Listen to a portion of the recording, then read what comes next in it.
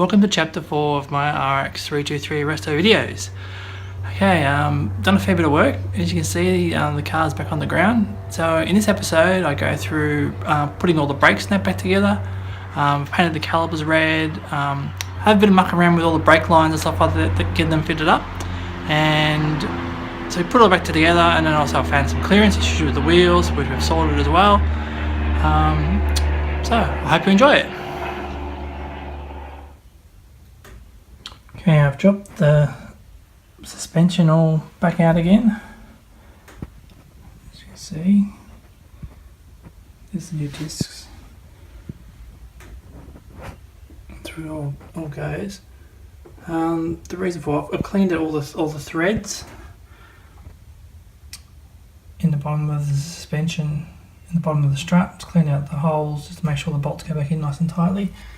I pulled it all back out just to go over everything, make sure everything's done up tight. Just make sure the top shocker nuts done up nice and tight. Just double checking everything. And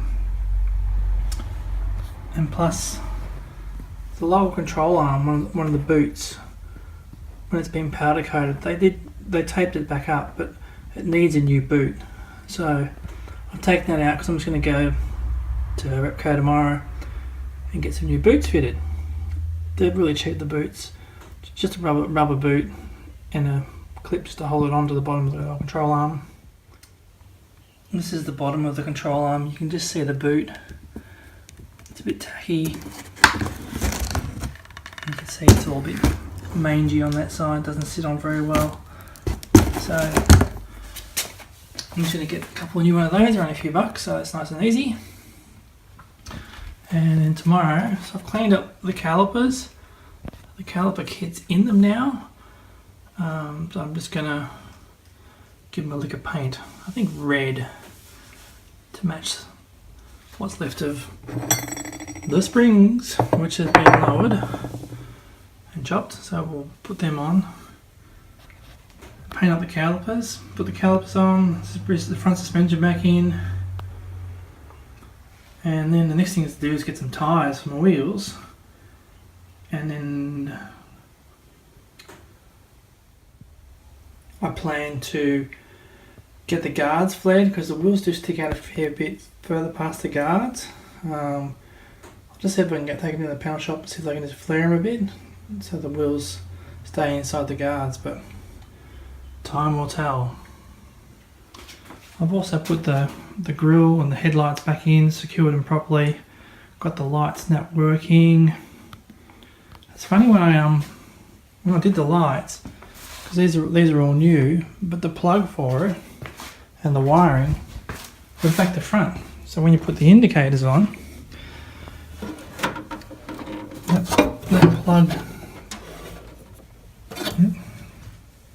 just down in there. The wires that were all asked about, so I had to unplug them. You can see the wires as they go in and out of the plug, they're different, but at least now they work properly as they should. So the colours are all mucked up.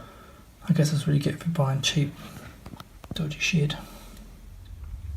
Okay, you see I'm just got the tap into the strut. I'm just cleaning out the threads, getting all the powder coat that's gone into the holes.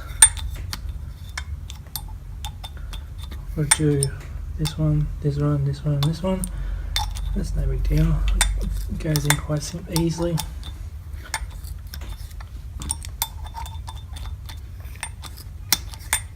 So it comes out nicely. I've had these stickers made up. As you can see, it's the Mazda and the rotary symbol to go on all 4 of the center caps of the Modgies. It's just a sticker that was specifically made up. And you see there, I stuffed up one of them, put them on, so I scrapped off. I had a few spares, so I've used them because I've just got my tyres fitted to the Modgies. They're 185 55 14s, so we'll fit them up in a jiff and see how they look. So I've bolted the calipers and that back up to the hubs. As you can see, they look really good. The struts are in, brake lines are hooked up. Bled the brakes. One thing I did find with the calipers, so these are the RX-7 Series 2 calipers. This brake line is the 323 caliper. I had to get this little adapter here. So the thread was a little bit different. I thought about tapping this out, but once I tapped it out, this wouldn't be enough meat left around it, so I bought this little adapter from a little brake place. It was only like 13 bucks or something, so nice and cheap. Everything else is bolted back on, the arms are all done. All I've got to do now is just go around, put the tie rod end on, and then spanner check everything at the front, and put the front wheels on and lower it down and see how it looks.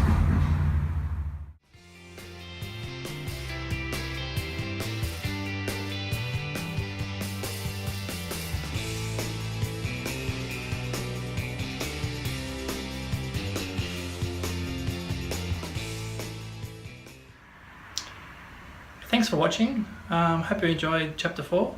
The next video I'll be trying to source all my rotary bits, engine, gearbox, all the running stuff, and starting the conversion. I've had such a great time doing the suspension of this car. It's such a cracking little car. I've loved every minute of it. I hope you've enjoyed it as well, and I'll see you in chapter 5.